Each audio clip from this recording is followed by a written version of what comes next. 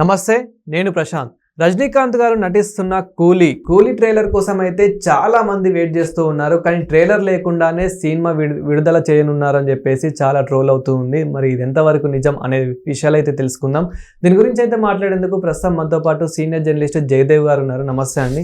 నమస్తే ప్రశాంత్. సార్, కూలీ ట్రైలర్ రాకుండానే సినిమానే వస్తుంది అని చెప్పేసి వినిపిస్తూ ఉంది, సోషల్ మీడియాలో వైరల్ అవుతూ ఉంది. ఇది ఎంతవరకు నిజం? యాక్చువల్గా నేను కూడా సోషల్ మీడియాలో వైరల్ అయిన అంశం ఏంటంటే, డైరెక్టర్ లోకేష్ కనగరాజు అసలు దీనికి ట్రైలర్ అవసరం లేదు, రజనీకాంత్ మానియా ఆ పేరే చాలు, వైబ్ బజ్ అన్నీ ఉంటాయి, అవసరం లేదు అన్నట్టుగా అన్నారని చూశాను. కానీ యాక్చువల్గా అయితే గ్లిమ్స్ ఎప్పుడో రిలీజ్ చేశారు 1 year బ్యాక్. ఎప్పుడో అంటే అతను మొత్తం gold chain, gold watch, gold ఐటమ్స్తో నలుగురు రౌడీల్ని కొడుతున్నట్టుగా లోపలికి వచ్చేవో వార్నింగ్ ఇస్తున్నట్టుగా ఉంటుంది. రజనీకాంత్ అంటేనే స్టైల్కే అమ్మ మొగుడు అని చెప్పాలి, ఆయనకు ఒక విధంగా చెప్పాలంటే. అటువంటి రజనీకాంత్ గారి స్టైలు, ఆ మానియా, ఈ ఏజ్లో కూడా ఆ డెడికేషను. ఎందుకంటే ఒకసారి రీసెంట్గా జైలర్ ఎంత బ్లాక్ బాస్టర్ అని చూసాంగా. అంటే తండ్రి గెటప్లో మాసిన గడ్డంతో హెయిర్ పండిపోయిన హెయిర్తో ఉన్నది వేరు, ఒక్కసారి జైలర్గా ఇక్కడ నేను పెట్టిన వేరు రూల్స్ రా అంటాడు, హుకుమ్ అని. అక్కడ ఒక్కసారి మేకప్, అరే ఈ పర్సనే ఆయన. పోనీ అలాగని ఆజానుభావుడు కాదు, ఇది కండలు తిరిగిన ఫిజిక్ కాదు, కేవలం స్టైల్, ఆ బాడీ లాంగ్వేజ్, యాక్టింగ్. కామెడీ కూడా different style of comedy. So అట్లాంటి రజనీకి కాంబోలో ఎవరెవరు, అతను కాక ఇంకొక 3 సూపర్ స్టార్లు ఉన్నారు ఆ సినిమాలో. ఒకటి కింగ్, రెండోది కన్నడ సూపర్ స్టార్ ఉపేంద్ర, మూడోది బాలీవుడ్ సూపర్ స్టార్ అమీర్ ఖాన్. వీళ్ళు ముగ్గురు ఉంటుండగా వీళ్ళందరి మీదకి ఒక పెద్ద ఎవరి సినిమా, రజనీ కూలీ సినిమా పేరు ఏంటంటే రజనీ, సూపర్ స్టార్ రజనీ అని ఉంటుంది, RAJNI. సో దానికి ట్రైలర్ అవసరం లేదు, ఇది ఒక విధంగా ఒక యాంగిల్లో. ఇది ఎవరి అభిప్రాయం? సన్ పిక్చర్స్ వాళ్ళే కదా ప్రొడ్యూస్ చేస్తున్నారు, అంటే కళానిధి మారిన వాళ్ళు. సో వాళ్ళు మా రజనీ సార్కి ట్రైలర్ ఎందుకు, ఓన్లీ ఆయన పోస్ట్ ఒక్కడేస్తే చాలు వస్తుందని ఉన్నారు. బట్ సినిమాకు ఒక సంప్రదాయం అంటూ ఉంది. గతంలో కూడా కొన్ని సినిమాలు అలా చేశారట. మన తెలుగులో రీసెంట్గా అంటే గీత గోవిందంకి అలాగే చేశారు, మళ్ళీ తర్వాత ఏ సినిమాకి అలా చేశారు నాకు గుర్తులేదు. కానీ గీత గోవిందం కూడా గ్లిమ్స్ ఏవో ఇచ్చారు తప్ప ట్రైలర్ లేకుండా రిలీజ్ చేస్తారు, బ్లాక్ బస్టర్ అయింది. అలా కూడా ఒక సెంటిమెంట్ ఉంటుంది. బట్ కింగ్ నాగార్జున గారు, Kannada super star Upendra, Bollywood super star Aamir Khan, అంటే సౌత్కి కవర్ చేశారు, నార్త్ కవర్ చేశారు, ఓవరాల్గా ఏషియన్ సూపర్ స్టార్ అంటే రజనీకాంత్.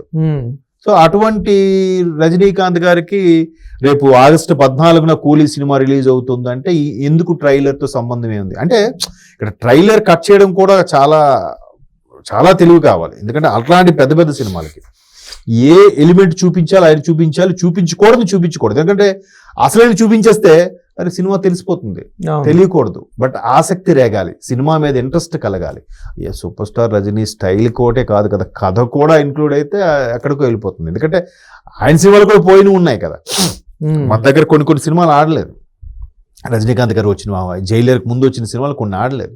సో అట్లాంటి రజనీకాంత్ గారికి ఈసారి స్టోరీ ఏమాత్రం లీక్ చేయకుండా, ఏ చిన్న హింటు ఇవ్వకుండా, ట్రైలర్ కూడా లేకుండా థియేటర్స్లోకి డైరెక్ట్గా ఆగస్టు 14లోనే వరల్డ్ వైడ్గా రిలీజ్ చేయాలని మేకర్స్ ప్లాన్, అంటే సన్ పిక్చర్స్ వారి ప్లాన్. బట్ లోకేష్ కనగరాజు మాత్రం బ్యానర్ ఏది డెసిషన్ తీసుకుంటే వాళ్ళు ప్రొడ్యూసర్ అల్టిమేట్ కదా ఎవరైనా, ఆయన ఏదైనా దానికే ఉన్నారు. బట్ లోకేష్ కనగరాజు టీం మాత్రం తర్జన అయిపోతున్నారంట.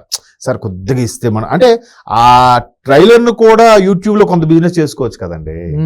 ఎన్ని వ్యూస్ నాకు తెలిసి ఒక రోజులోనే ఎన్ని మిలియన్స్ వచ్చేస్తుందో తెలియదు సార్. అంటే ట్రైలర్ వల్ల మూవీ కూడా ఒక విధంగా ప్రమోషన్ అయితే అవుతూ ఉంది. సో ట్రైలర్ గురించి పక్కన పెడితే కనుక అట్లీస్ట్ మరి సాంగ్స్ ఏవైనా కానీ చిన్నగా ఒక 1 minute లిరికల్ సాంగ్, లేదంటే అట్లీస్ట్ మరి మూవీకి ఈవెంట్స్ అయినా ఉంటుందా లేదా, మరి ఎలా ఉండబోతుంది? యాక్చువల్గా అయితే 14 రిలీజ్ కాబట్టి తెలుగులో మాత్రం ప్లాన్ చేస్తున్నారంట. ఈ నెక్స్ట్ వీక్ను ఎప్పుడో మేబీ ఆగస్టు 7న కానీ, లేదంటే రేపు 20వ తేదీ, జూలై 20వ తేదీ తర్వాత హైదరాబాద్లో ఒకటైతే ప్లాన్ చేస్తున్నారంట. అంటే మా వరకు అయితే ఉండాలి, ఎందుకంటే ఎక్కడ కూడా రజనీ ఫ్యాన్ ఫాలోయింగ్ అది ఉంది కాబట్టి తెలుగు ప్రేక్షకులకి, తెలుగు స్టేట్స్కి సంబంధించి ఉండాలి. మీరు తమిళ్లో చేసినా చేయకపోయినా పర్వాలేదు అని చెప్పి ఇక్కడ ఏదైతే ఏరియా వైజ్ కొనుక్కున్న వాళ్ళు ఉంటారో డిస్ట్రిబ్యూటర్లు ఉంటారో వాళ్ళైతే రిక్వెస్ట్ చేస్తున్నారంట. ఉమ్, దానికి కింగ్ నాగార్జున గారు కూడా సపోర్ట్ చేశారంట. లేదు అంటే రజనీ ఓకే, బట్ మాకు ఒక ఆనవాయితీ వస్తే బాగుంటుంది, మరి కాస్త హైప్ పెరుగుతుంది, బస్ వస్తుంది, అంతే కదా. దేనికైనా ప్రమోషన్స్ కూడా చాలా ఇంపార్టెంట్. ఉమ్, కొన్నిసార్లు సాదా సినిమాలు సైలెంట్గా రిలీజ్ అయ్యి మంచి కథనం ఉంటే హిట్ అయిపోతుంటాయి. ఇట్లాంటి వాటికి ఆ బజ్రా క్రియేట్ చేయాలి, ఆ బిజినెస్ రావాలంటే ఖచ్చితంగా ఆ మాత్రం ప్రమోషన్స్ లో భాగంగా ట్రైలర్ ఉండాలి, ఒక ఈవెంట్ అయితే నిర్వహించాలనేది మన చాలా మంది అభిప్రాయం.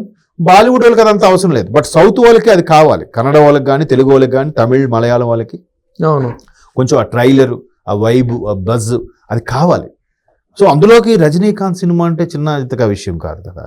ఉమ్, ఎందుకు అది కాకుండా జస్ట్ రజనీ సారు, లోకేష్ కనగరాజు, లేకపోతే ప్రొడ్యూసర్ ఆ సన్ పిక్చర్స్ వారు కళానిధి ఎవరో ఇద్దరు ముగ్గురు వచ్చి జస్ట్ ఒక ప్రైవేట్ వీడియోగా ఇంటర్వ్యూ చేసి అది ఇచ్చినా కొన్ని కోట్లలో వ్యూస్ వచ్చేస్తాయి. ఉమ్, అన్ని యూట్యూబ్ ఛానల్స్కి ఇచ్చేసిన, శాటిలైట్ ఛానల్కి ఇచ్చిన కదా. సో ఆ బజ్, ఆ బిజినెస్ కూడా తీసుకోవాలంటే యూజ్ ఉంటుందని ఒక అభిప్రాయం. బట్ కొన్నిసార్లు రీసెంట్గా కమల్ హాసన్ గారి సినిమా థర్డ్ లైఫ్ కూడా నెట్ఫ్లిక్స్ లాంటి వాళ్ళు 120 కోట్లకి ఎంత కొని మేము 20 కోట్లకి అది అయ్యేలాగా ఉంది. సినిమా అస్సలు బాగాలేదు.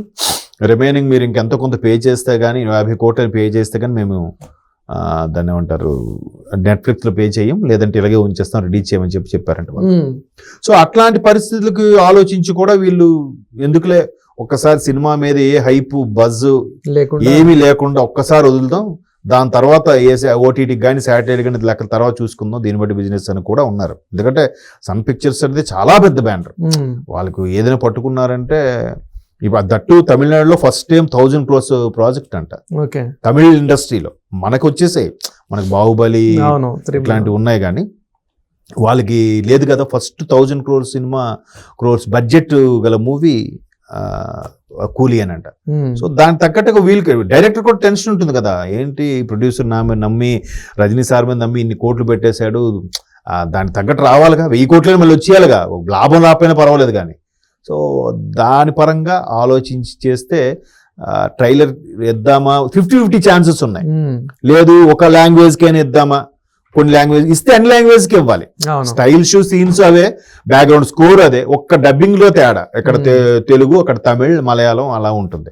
కాబట్టి చూడాలి మరి. సన్ పిక్చర్స్ అయితే మాత్రం ఏం అవసరం లేదు, డైరెక్ట్ రిలీజ్ చేసేద్దాం. రజనీ సార్ సత్తా ఏంటో నాకు తెలుసు, సినిమా కూడా వాళ్ళు చూసే ఉంటారు కాబట్టి ఉమ్, ఇది ఖచ్చితంగా ఎక్కడికో తీసుకెళ్తుంది, ఇంకా అవసరం లేదు. పైగా రజనీకాంత్తో పాటు నాగార్జున గారు, అమీర్ ఖాన్ గారు, ఉపేంద్ర గారు ఎంతమంది ఉన్నారు కాబట్టి ఖచ్చితంగా సూపర్గా ఉంటుందని కాన్ఫిడెన్స్ తో ఉన్నారు.